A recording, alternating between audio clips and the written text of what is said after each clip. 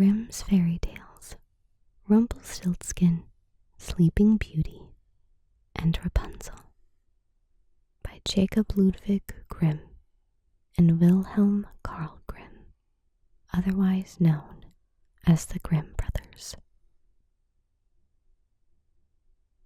Rumpelstiltskin.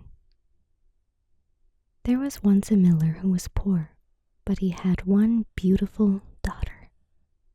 It happened one day that he came to speak with the king, and to give himself consequence, he told him that he had a daughter who could spin gold out of straw. The king said to the miller, "That is an art that pleases me well. If your daughter is as clever as you say, bring her to my castle tomorrow, that I may put her to the proof."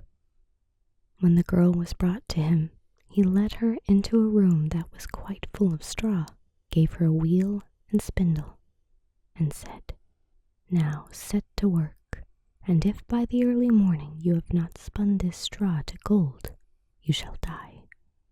And he shut the door himself and left her there alone. And so the poor miller's daughter was left there sitting, and could not think what to do for her life. She had no notion how to set to work and spin gold from straw, and her distress grew so great that she began to weep. Then, all at once, the door opened, and in came a little man who said, "Good evening, miller's daughter. Why are you crying?" "Oh," answered the girl, "I have got to spin gold out of straw, and I don't understand the business." Then the little man said, "What will you give me if I spin it for you?" "My necklace," said the girl. The little man took the necklace, seated himself before the wheel, and whir, whir, whir, 3 times round, and the bobbin was full. Then he took up another, and whir, whir, whir, 3 times round, and that was full. And so he went on till the morning, when all the straw had been spun, and all the bobbins were full of gold. At sunrise came the king, and when he saw the gold he was astonished, and very much rejoiced, for he was very avaricious. He had the miller's daughter taken into another room, filled with straw much bigger than the last, and told her that as she valued her life, she must spin it all in one night. The girl did not know what to do, so she began to cry, and then the door opened, and the little man appeared and said, "What will you give me if I spin all this straw into gold?" "The ring from my finger," answered the girl. So the little man took the ring and began again to send the wheel whirring around, and by the next morning all the straw was spun into glistening gold. The king was rejoiced beyond measure at the sight, but as he could never have enough of gold, he had the miller's daughter taken into a still larger room full of straw, and said, "This too must be spun in one night, and if you accomplish it, you shall be my wife." For he thought, "Although she is but a miller's daughter, I am not likely to find anyone richer in the whole world." As soon as the girl was left alone, the little man appeared for the 3rd time and said, "What will you give me if I spin the straw for you this time?" "I have nothing left to give," answered the girl. "Then you must promise me the first child you have after you are queen," said the little man.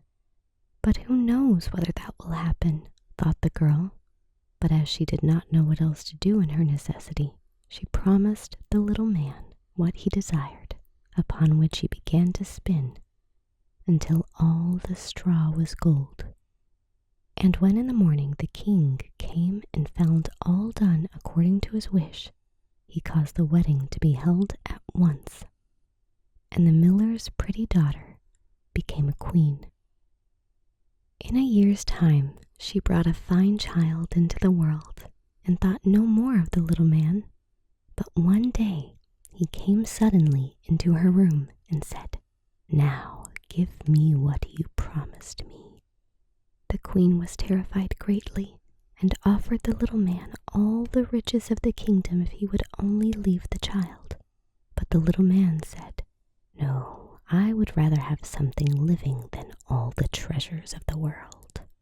Then the queen began to lament and to weep, so that the little man had pity upon her. "I will give you 3 days," said he, "and if at the end of that time you cannot tell me my name, you must give up the child to me." Then the queen spent the whole night in thinking over all the names that she had ever heard, and sent a messenger through the land to ask far and wide for all the names that could be found. And when the little man came next day, beginning with Casper, Melchior, Balthazar, she repeated all she knew and went through the whole list, but after each the little man said, "That is not my name." The second day, the queen sent to inquire of all the neighbors what the servants were called, and told the little man all the most unusual and singular names, saying, "Perhaps you are roast ribs, or sheep shanks, or spindle shanks." But he answered nothing but, "That is not my name."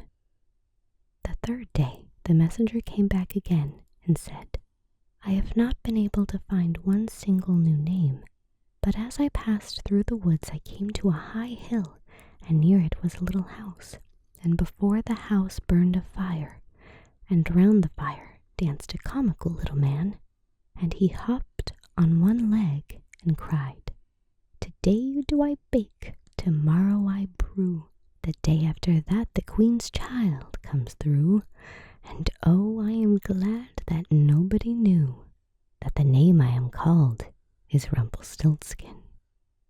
You cannot think how pleased the queen was to hear that name, and soon afterwards, when the little man walked in and said, "Now, Mrs. Queen, what is my name?" she said at first, "Are you called Jack?" "Nope," answered he. "Are you called Harry?" she asked again. "No," answered he. And then she said, "Then perhaps your name is Rumpelstiltskin." "The devil told you that! The devil told you that!" cried the little man, and in his anger he stamped with his right foot so hard that it went into the ground above his knee. Then he seized his left foot with both his hands in such a fury that he split in two, and there was an end of him. Rapunzel. There once lived a man and his wife who had long wished for a child, but in vain. Now there was at the back of their house a little window which overlooked a beautiful garden full of the finest vegetables and flowers, but there was a high wall all around it, and no one ventured into it, for it belonged to a witch of great might, and of whom all the world was afraid. One day, when the wife was standing at the window and looking into the garden, she saw a bed filled with the finest rampion, and it looked so fresh and green that she began to wish for some, and at length she longed for it greatly. This went on for days, and as she knew she could not get the rampion, she pined away and grew pale and miserable. Then the man was uneasy and asked, "What is the matter, dear wife?" "Oh," answered she, "I shall die unless I can have some of that rampion to eat that grows in the garden at the back of our house." The man, who loved her very much, thought to himself, "Rather than lose my wife, I will get some rampion, cost what it will."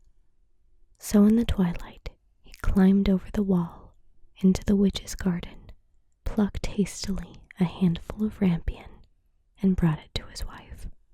She made a salad of it at once and ate of it to her heart's content, but she liked it so much, and it tasted so good, that the next day she longed for it thrice as much as she had done before. If she was to have any rest, the man must climb over the wall once more. So he went in the twilight again, and as he was climbing back, he saw all at once the witch standing before him, and he was terribly frightened as she cried with angry eyes, "How dare you climb over into my garden like a thief and steal my rampion? It shall be the worse for you." "Oh," answered he, "be merciful rather than just. I have only done it through necessity, for my wife saw your rampion out of the window and became possessed with so great a longing that she would have died if she could not have had some to eat." Then the witch said, "If it is all as you say, you may have as much rampion as you like on one condition. The child that will come into the world must be given to me. It shall go well with the child, and I will care for it as if I were its mother." In his distress of mind, the man promised everything. And when the time came when the child was born, the witch appeared, and giving the child the name of Rapunzel, which is the same as rampion, she took it away with her. Rapunzel was the most beautiful child in the world. When she was 12 years old, the witch shut her up in a tower in the midst of a wood, and it had neither steps nor door, only a small window above. When the witch wished to be let in, she would stand below and would cry, "Rapunzel, Rapunzel, let down your hair that shone like gold." When she heard the voice of the witch, she would undo the fastening of the upper window, unbind the plaits of her hair, and let it down 20 ells below, and the witch would climb up by it. After they had lived thus a few years, it happened that as the king's son was riding through the wood, he came to the tower, and as he drew near, he heard a voice singing so sweetly that he stood still and listened. It was Rapunzel in her loneliness trying to pass away the time with sweet songs. The king's son wished to go into her and sought to find a door in the tower, but there was none. So he rode home, but the song had entered into his heart, and every day he went into the wood and listened to it. Once, as he was standing there under a tree, he saw the witch come up and listened while she called out, "Oh, Rapunzel, Rapunzel, let down your hair." Then he saw how Rapunzel let down her long tresses, and how the witch climbed up by them and went into her. And he said to himself, "Since that is the ladder, I will climb it and seek my fortune." And the next day, as soon as it began to grow dusk, he went to the tower and cried, "Oh, Rapunzel, Rapunzel, let down your hair." And she let down her hair, and the king's son climbed up by it. Rapunzel was greatly terrified when she saw that a man had come into her, for she had never seen one before. But the king's son began speaking so kindly to her, and told her how her singing had entered into his heart, so that he could have no peace until he had seen her himself.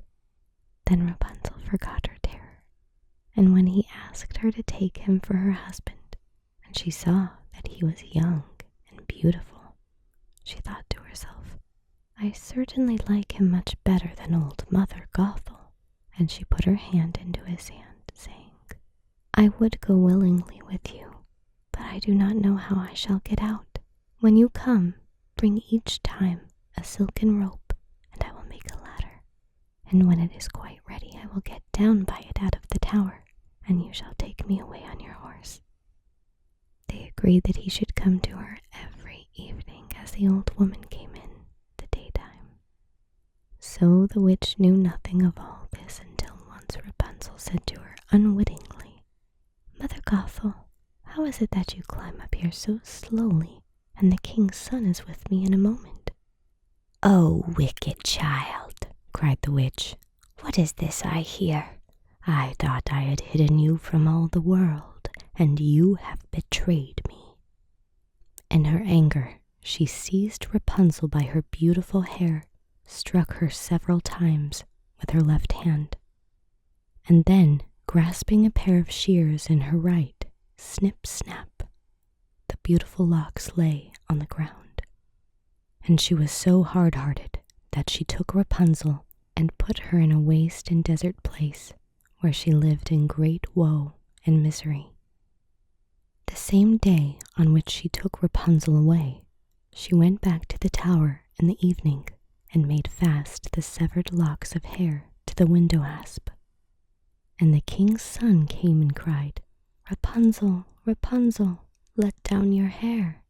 Then she let the hair down, and the king's son climbed up. But instead of his dearest Rapunzel, he found the witch looking at him with wicked, glittering eyes. "Aha!" cried she, mocking him. "You came for your darling, but the sweet bird sits no longer in the nest and sings no more. The cat has got her and will scratch out your eyes as well. Rapunzel is lost to you. You will see her no more." The king's son was beside himself with grief, and in his agony he sprang from the tower. He escaped with life, but the thorns on which he fell put out his eyes. Then he wandered blind through the wood, eating nothing but roots and berries, and doing nothing but lament and weep for the loss of his dearest Rapunzel. So he wandered several years in misery, until at last he came to the desert place where Rapunzel lived with her twin children that she had borne, a boy and a girl. At first he heard a voice that he thought he knew, and when he reached the place from which it seemed to come, Rapunzel knew him and fell on his neck and wept.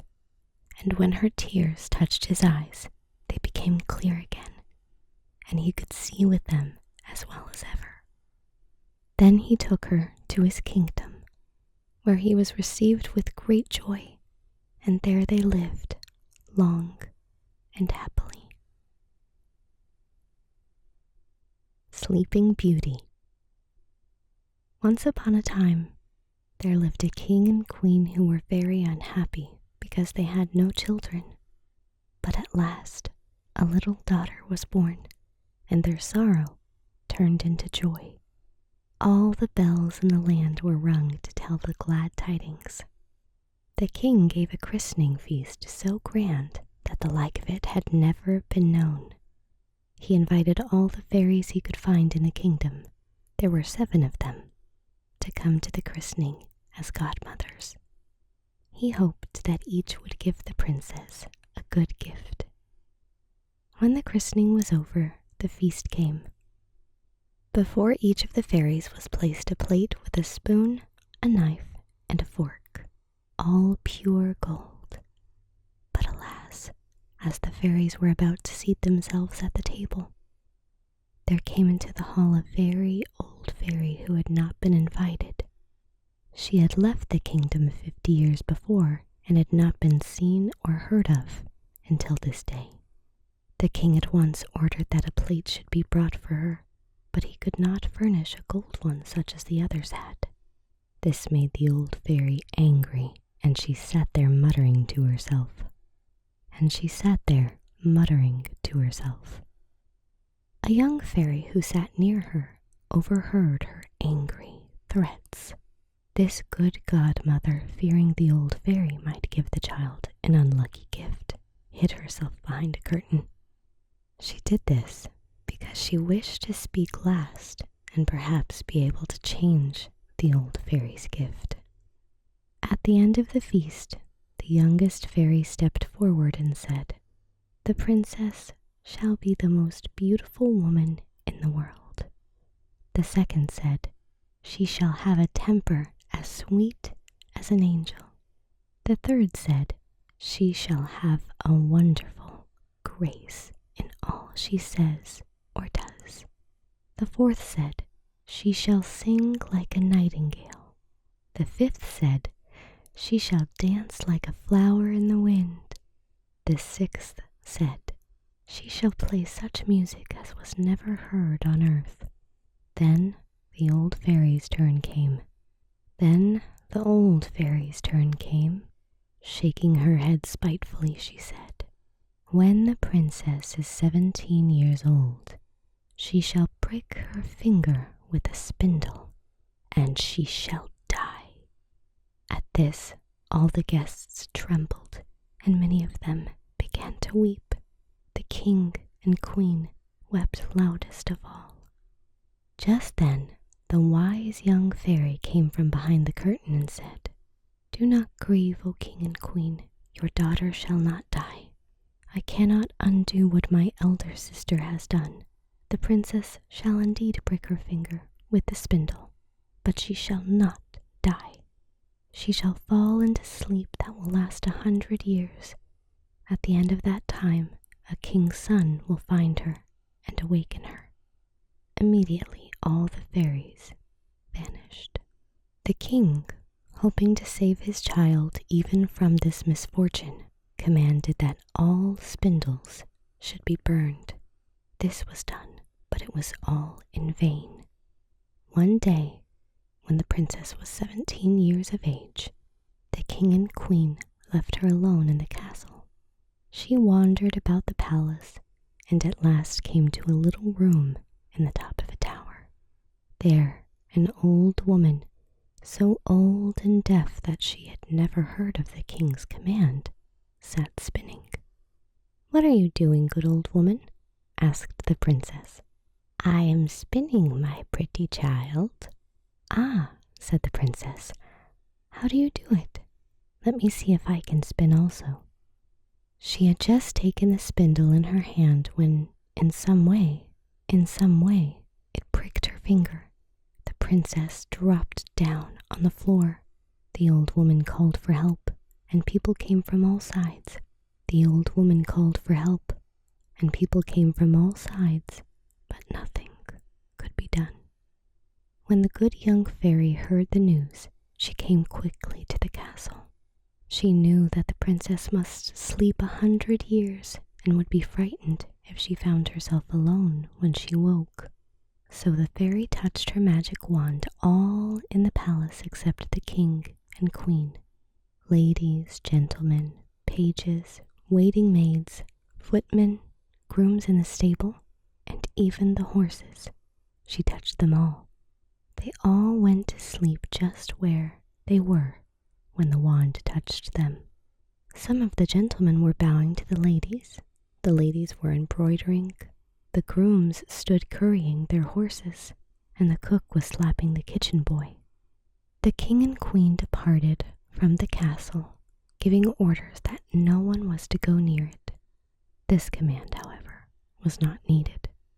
In a little while, there sprang around the castle a wood so thick that neither man nor beast could pass through. A great many changes took place in 100 years. The king had no other child, and when he died, his throne passed to another royal family. Even the story of the sleeping princess was almost forgotten. One day, the son of the king who was then reigning was out hunting, and he saw towers rising above a thick wood.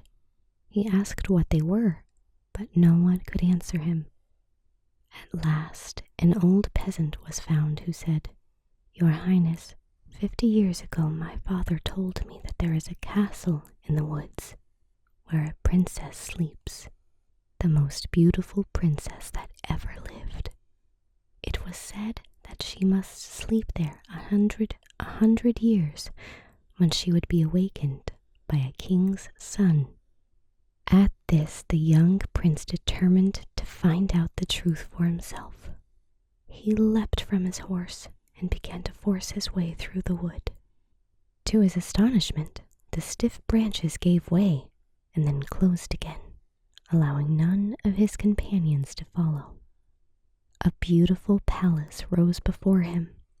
In the courtyard, the prince saw horses and men who looked as if they were dead, but he was not afraid and boldly entered the palace.